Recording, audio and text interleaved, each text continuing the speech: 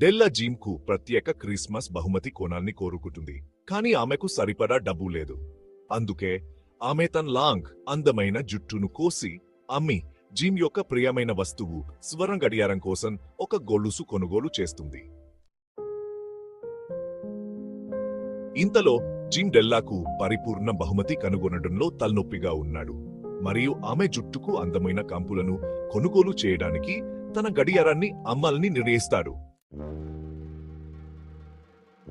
Christmas ఈవ్ రోజున వారు తమ బహుమతులను మార్పిడి చేసుకుంటారు, కానీ అవి ఇప్పుడు ఉపయోగకరంగా మారు. డెల్లా ఇప్పుడు దీర్ఘమైన జుట్టు లేకపోవడంతో కంపులను ఉపయోగించలేం. జిమ్ ఇకపై గడియారం లేకపోవడంతో గొలుసు ధరించలేం. ఈ కథ జంట్ యొక్క త్యాగం మరియు నిస్వార్థమైన ప్రేమను ప్రతిబింబిస్తుంది మరియు నిజమైన బహుమతి శారీరక